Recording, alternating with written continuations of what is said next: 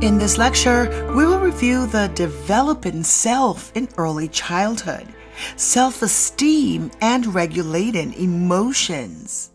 Now, according to virtuallabschool.org, children encounter significant changes in the development of their self-concept from their early childhood years through adolescence. Children begin to think about themselves and develop a self-concept during the ages of 3 to 5 years old. They are apt to describe themselves using very specific and concrete terms such as, "I'm 3 years old, I have a dog." During the early childhood years, children can also describe some emotions like, "I'm happy at school," or "I have lots of friends." Around age 4, children develop what is known as belief desire theory of mind. The theory of mind is when a child can use beliefs and desires to determine behavior. The child understands that both beliefs and desires determine an individual's actions. This ability helps young children act more appropriately during social interactions with others. First, let us review some terms. Self-concept is the set of attributes, abilities, attitudes, and values that an individual believes defines who they are. Self-esteem is the aspect of self-concept that involves judgments about one's own worth and feelings associated with those judgments. Social emotions are emotions directed at the self that involve a comparison of oneself or one's actions to social standards. Self-efficacy refers to an individual's confidence in their ability to complete a task or to achieve a goal. Self-regulation is a set of processes for guiding one's thoughts, feelings, and behavior to reach desired goals. Now, I'm going to review the 9 ways to build more self-esteem in your child by Dr. Catherine Lee. Healthy self-esteem is one of the most important characteristics of a healthy child and of their development. A child's social, behavioral, and emotional health plays a crucial role in how they handle setbacks, peer pressure, and other challenges throughout their life. Positive self-esteem is also a protective factor for good mental health. Cultivating confidence contributes to positive social behavior and works as a buffer when your child experiences stress and negative situations. Here are some small but significant ways you can impact your child's self-esteem in a positive way each day. Number 1, know what healthy self-esteem looks like. Self-esteem is basically how children see themselves, including what they think of themselves and their ability to do things.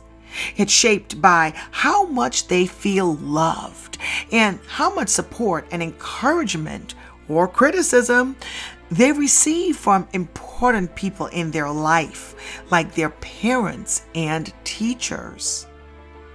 Being self-confident does not mean thinking that the world revolves around you or that your needs are more important than those of other people.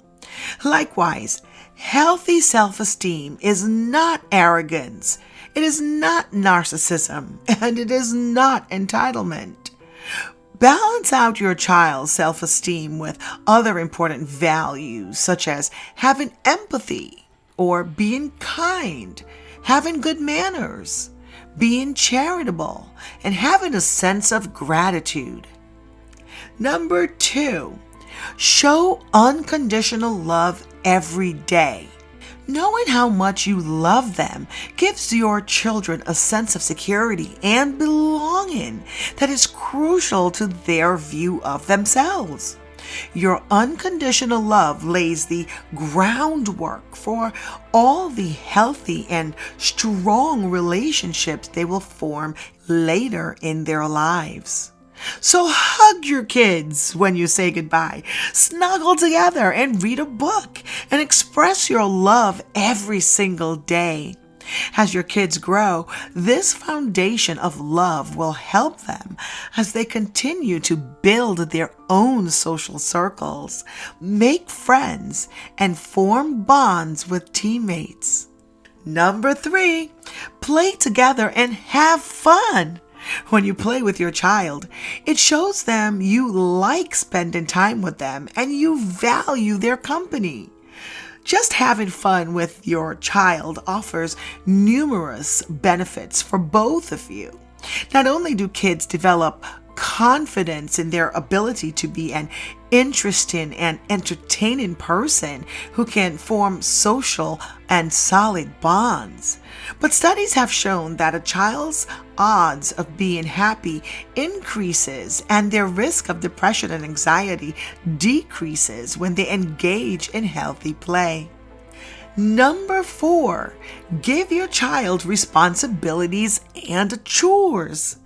Being responsible for age-appropriate chores gives your child a sense of purpose and accomplishment. Even if they don't do something perfectly, let them know you appreciate their efforts. Praise them for all the things they do well, and reassure them that over time, they'll get better and better at many things, including their chores. Having chores and responsibilities also give kids a sense of control over their lives. And in a time when things are unpredictable, having responsibility over small jobs around the house can go a long way in building confidence and resilience. Number 4, encourage independence. The elementary school years are a time of fast-growing independence in kids. By the time they reach middle school age, many children are starting to spend time alone at home, walking to school by themselves, and helping younger siblings. It is important to allow your kids to grow increasingly more independent. Let them figure out how to talk to teachers about any problems on their own, and how to organize homework assignments, how to make sure their soccer uniforms are packed and ready to go. So-called helicopter parenting undermines kids' abilities to do things on their own and negatively impacts their self-esteem. It also robs them of autonomy. Number 5, refrain from insulting your child. When your child misbehaves or does something that frustrates you, be sure to separate the behavior from your child. You're human. When your child pushes your buttons, you'll probably be irritated or even angry. Experiencing these feelings is completely normal, but don't engage in name-calling or shame your child. Instead, talk to your child with respect. Don't yell. Take the emotion out of your discipline. A good way to do this is by using natural and logical consequences and speaking to your child in a pleasant and friendly tone, no matter how upset you get. Okay, number 6, make setbacks learning experiences. Emphasize the fact that being human means making mistakes and not being perfect. Teach your child to view setbacks as opportunities for improvement and growth. Be patient with your child when they make mistakes. And if you find they tend to act out at school or experience behavior problems, do what you can to turn those situations into opportunities for growth. Doing so will help build your child's confidence and show that making mistakes is not the end of the world as long as they address it in a healthy way. Number 7, watch technology use. In today's environment, most of us, including students and parents, are constantly connected to our devices. Mobile phones, tablets, and laptops allow people to text, post to social media, conduct business, do schoolwork, and check email on a regular basis. All this connectivity is both a good thing and a bad thing. It's positive because people can be more productive and stay connected to others from the comfort and safety of their homes. But online activity can come at a cost if it interferes with family relationships and communication. Likewise, too much screen time can affect physical activity. As a family, decide what type of online activity is necessary and what is purely entertainment. Then devise a plan where you all balance your daily screen time with off-screen activities like going for walks, riding bikes, reading, and playing games together. Number 8, let them create and show off work. Let your child display their work around the house. When they create artwork, write a story, or put together a project for school. Invite your child to tell you about their work. Ask what they want people to think or feel and what they like best about their creations. Giving children a chance to show off what they make or talk about the things that they create lets them know that their hard work is worthy of attention. It also communicates that their opinions and thoughts matter.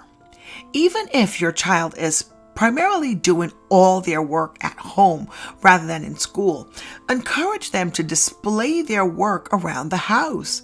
Doing so builds confidence in their abilities and encourages them to continue working hard on their creative endeavors. And number 9, a word in regards to self-esteem. Now, working to build your child's self-esteem is one of the best ways you can spend your time as a parent. And although it may take a little extra effort sometimes, you will set your kids up for positive self-regard and success now and in the future. But just as you don't expect your kids to be perfect, don't expect perfection from yourself either. You may not get it right all the time, and that's okay. As long as you're constantly trying to share love and positivity, you are building confidence in them despite a mistake here and there.